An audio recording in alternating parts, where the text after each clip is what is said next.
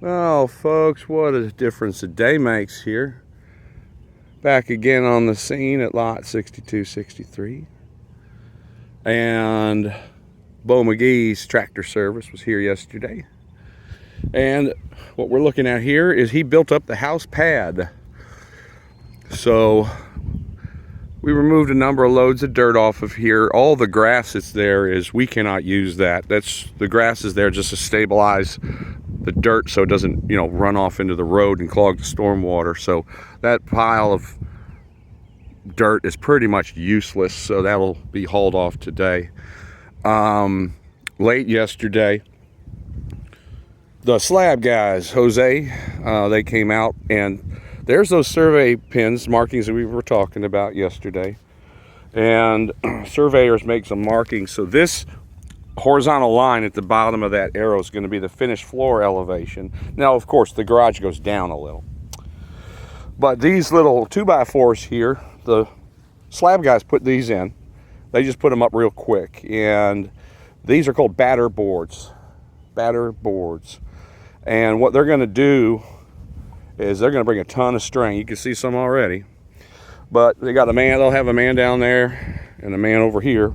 And then they use a plumb, and to get that string so it's dead over that nail, then they secure it with a nail right here and pull it real taut and secure it over there. And then they'll go this way and do all four sides.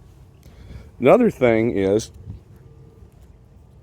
they're going to come with some lumber, and they're going to put the form boards up, but not all of them. They don't need 100% form boards up ahead of the plumber, okay? So they're going to set the form boards just so the plumber can pull and set his plumbing in the walls. We don't want plumbing in the middle of the living room. That's kind of hillbilly. So once the plumber comes and he digs that stuff, then we're going to call that in for it's called underground plumbing inspection, or first rough. And that we have to reach at least 100 pounds on the water lines. I tell the plumber I want 150. And then we have to hold what's called 5-foot static head. So of the main sanitary, they're going to go upwards with it. It has to be at least 5 feet tall. They usually go about 6, 7. It has to be filled full of water and hold that pressure. Those are the main items there. Then I have to check to make sure all the plumbing is for the bathrooms and whatnot, and water heater, future water heater. So then we have that inspected. Once we pass that, a slab guy comes back, and then he does slab prep. That is where a lot of labor is used, digging all the footers out, putting the vapor barrier down, putting all the steel rebar in place for the footers as the engineer called out on the prints. And that will get inspected as well. But before I pour the concrete, I will have to do a compaction test, get a third-party engineer out here to make sure our soil is compact enough, dense enough to be within standards.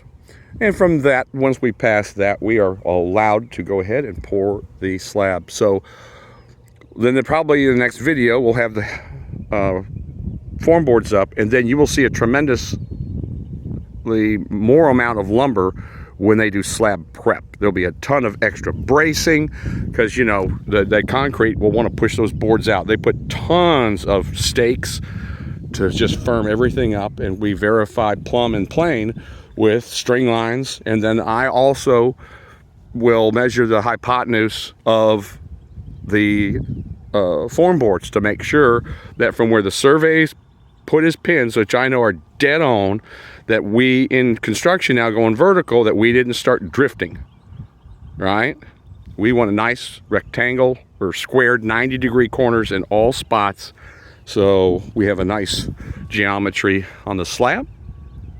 And another thing is for you new customers to me, one of the most asked questions of all construction ever is, Jamie, when you gonna finish? Well, that's we're going to be pretty close. We should be, although COVID has messed the entire planet up, but we should be pretty close to whatever the company told you.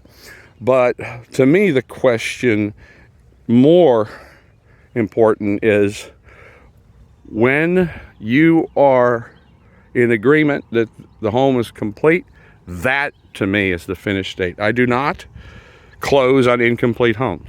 Don't do it. If we're missing a toilet, we don't close. If we are missing a cabinet door, we don't close. We do not push over on warranty things that construction did not get done 100%. So at the end of the day, it's going to be when the customer decides, yes, I want the keys now. I am satisfied.